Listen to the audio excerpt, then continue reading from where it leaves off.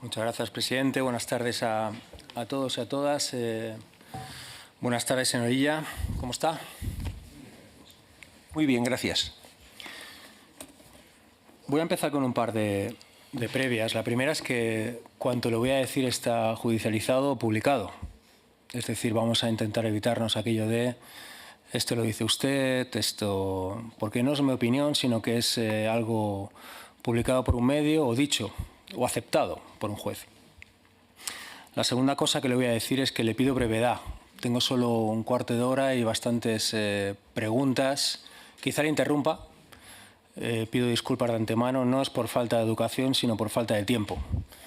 Así que, si está listo, pues empezamos. Sí que un par de puntualizaciones. Usted ha dicho que no quiso hacer política durante la pandemia.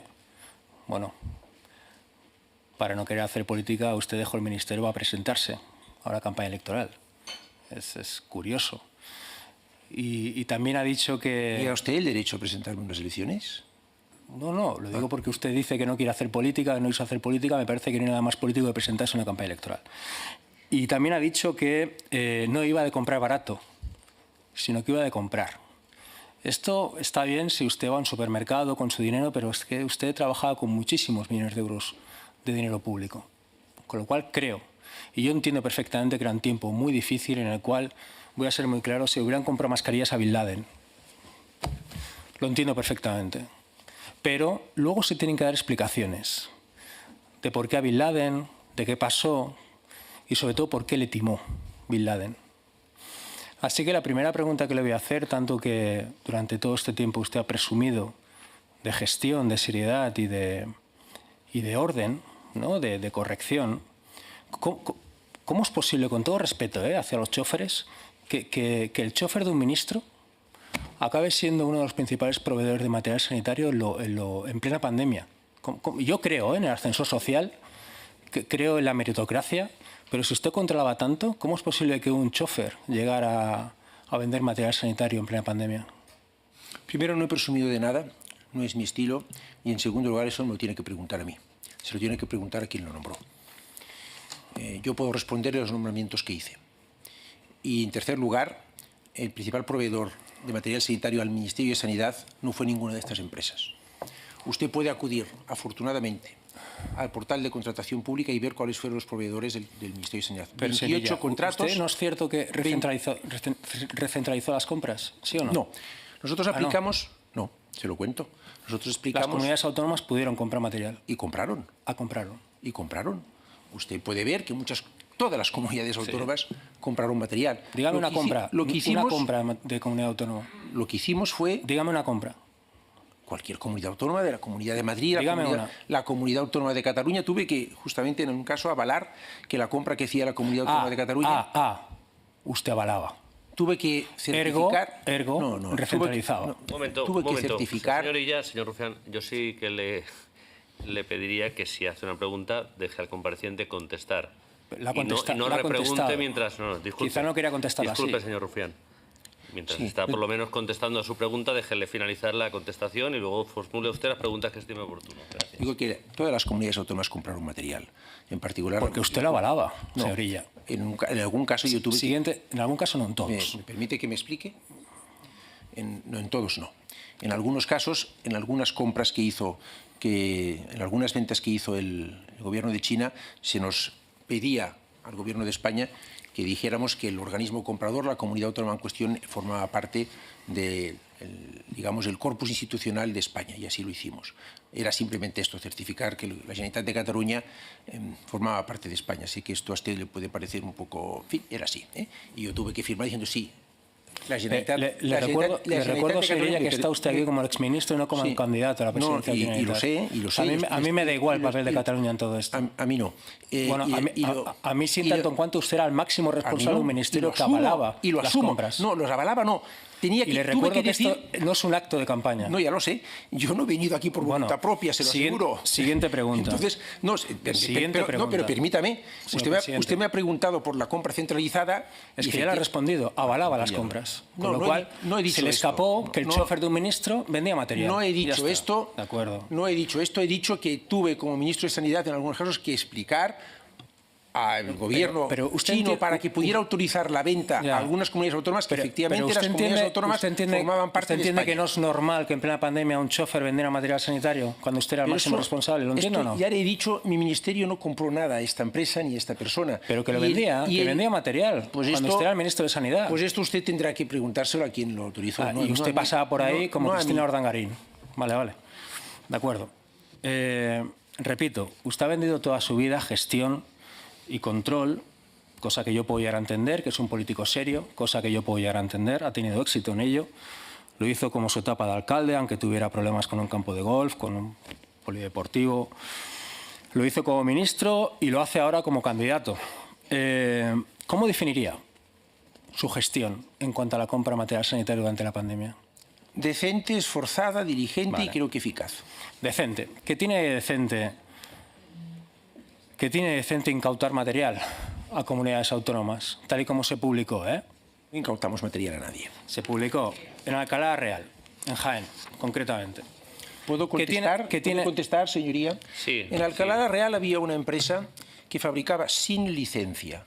Hablemos de licencias. No, hablemos de empresas indecentes. ¿Puedo explicar? Señor Rufián, por favor. Yo estoy dispuesto. Señor Rufián. No, lo que yo no estoy dispuesto es a que usted me insinúe cosas y no pueda contestar. Bien, vamos a centrarnos en el objeto de esta comisión y formato respetuoso de pregunta, respuesta, sin interrumpirnos en ningún caso. Se le ha formulado una pregunta, si le parece responde y cuando acabe, siempre utilizando brevedad del tiempo. Una de las primeras órdenes que dicté como ministro de Sanidad tras decretarse estado de alarma fue una orden mediante la cual ordenábamos a todos los fabricantes o distribuidores de material sanitario de protección que comunicaran al Gobierno de España el stock que tenían y la capacidad de producción que tenían, para conocer el material que había disponible en España y, confrontándolo con el cálculo de necesidades, ver si debíamos de proceder a la compra de material o no. Esta empresa y otras no atendieron a esta orden en un momento de estado de alarma. De acuerdo. Y en atención a las facultades que teníamos y actuando con el cumplimiento de su deber, la Guardia Civil detectó que había una empresa que sin licencia estaba fabricando, nos comunicó el stock que tenía. En ese momento hacían falta mascarillas en Madrid, porque era donde teníamos la urgencia de la pandemia. El material se distribuyó en Madrid. Hubo algunas personas que hicieron circular versiones no ajustadas a la verdad respecto a este episodio. Se procedió a dar licencia y a legalizar la actividad de este proveedor, que luego fue un proveedor, he de decirlo, muy eficaz durante el resto de la pandemia. Hablemos de proveedores ineficaces o indecentes. Usted ha calificado a su gestión de decente, de hecho. ¿Qué tiene de decente pagarle 3 millones de euros a unos fabricantes de yeso por unos respiradores que no llegaron? Hubo, ya lo he dicho, bastantes proveedores que no se dedicaban habitualmente al suministro de material sanitario, pero todos ellos, a los que formulamos compras desde el Ministerio de Sanidad, pasaron estos controles que he dicho. Poco control, y efectivamente son 3 millones de euros. Un 3% del material que compramos tuvo incidencias. Sigamos. En algunos casos el material llegó con dificultades, se pidió el reembolso de dinero. No llegó. Es que no llegó. Y en los casos en que no llegó, se reclamó. Señor Rufián, déjelo concluir y usted luego reformula lo que considere, por favor. ¿Tiene decente pagarle 253 millones de euros a una empresa comercializadora de bebidas alcohólicas, alfombras, muebles, por unas mascarillas que llegaron mal y tarde? Yo creo que le he explicado, señor Rufián, que en los primeros días de la pandemia... Pero que son 253 millones de euros. Usted no puede aquí venir y decir que es que se les escapó. No se nos escapó nada. ¿Cómo que no? 253 millones de euros. 28 contratos, 750 millones de euros de material que llegó, excepto algunas incidencias que si quiere le detecto. Pero usted llama incidencia a 253 millones de euros. Que no fueron incidencias de 253 millones de euros. Lo acaba de decir usted. Se lo vuelvo a decir, no acabo de decir esto. No ponga en mi boca expresiones que no he hecho. Yo no acabo de decir que hay 10 millones de euros han condenado por estafa. Mire, a cambio de unos guantes que nunca llegaron. Hubo 4 casos... Perdón, señor Rufián, vamos a ver si respetamos los usos de la palabra. Me está diciendo que no sabe nada. Pero si usted pregunta y cuando el compareciente le está contestando introduce nuevas preguntas y valoraciones sobre la contestación... Me está diciendo todo el rato lo mismo, que él pasaba por ahí. Disculpe, lo está haciendo ahora conmigo. Escúcheme y no hable usted solo. Escuche a los demás y usted tendrá me encantaría no hablar solo, su turno de intervención. ¿De acuerdo? Finaliza, señorilla, y continúa usted con las preguntas. Voy a decir que pese a las dificultades experimentadas en esos días, la práctica totalidad de los suministros contratados se recibieron en los meses en que más se necesitaban. Y hubo 4 incidencias de fondo. Una con la empresa Interpharma, los test de detección rápida. La empresa reintegró el dinero al Tesoro Español. 2, el caso Hiperín de respiradores. Se instó reclamación en vía ejecutiva.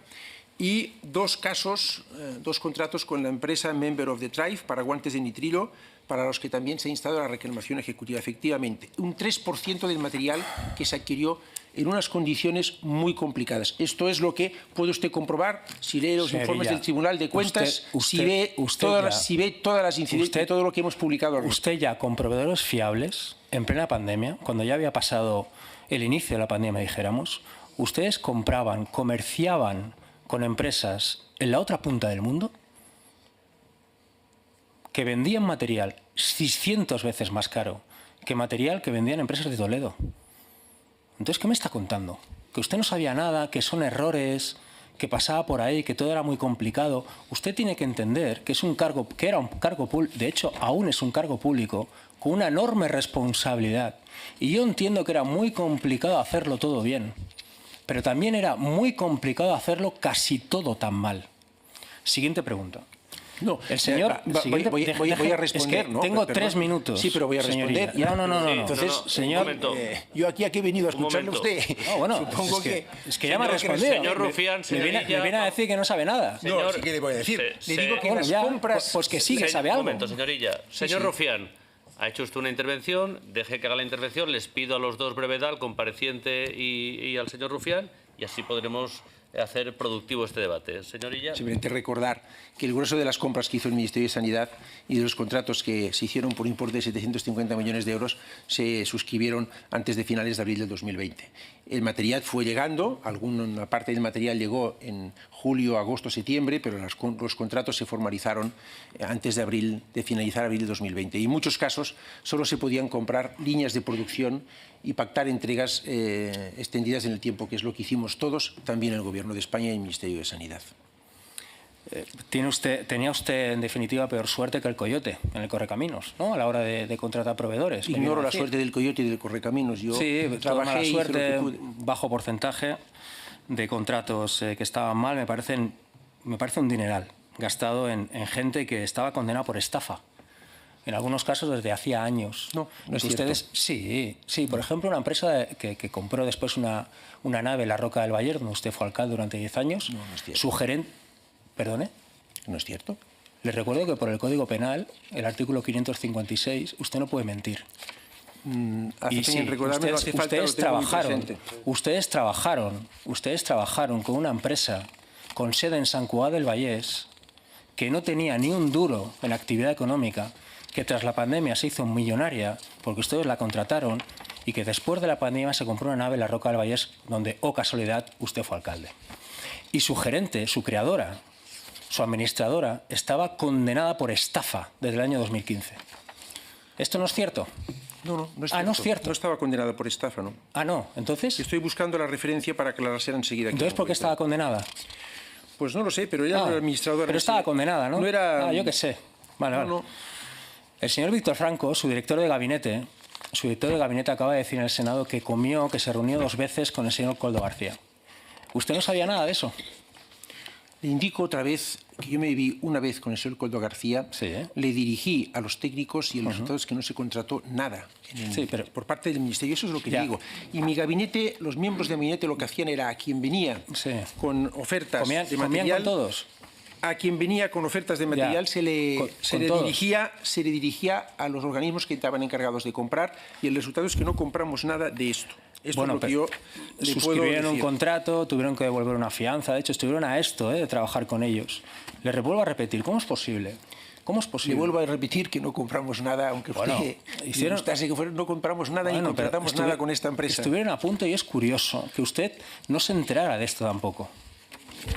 Es que no compramos nada con esta empresa, se lo vuelvo a decir, señor Rufián, no sé. ¿Qué le parece? Que Catabassi, no veu comprar res amb aquesta empresa, és que no Ya, jaja, jiji. No, jaja, no, es que no puedo decirlo de otra forma. ¿Qué le parece la gestión de Patricia Lacruz, directora general de Farmacia del Gobierno? Pues tengo en muy alto concepto la gestión que hizo la señora Patricia Lacruz al respecto.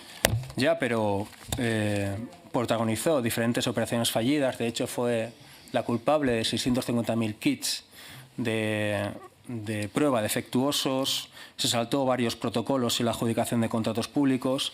Incluso vio 14 veces la sede de empresas con las cuales después trabajó. Y, de hecho, su sucesora le invitó a marcharse. Voy a ser generoso. ¿Por qué usted no la cesó?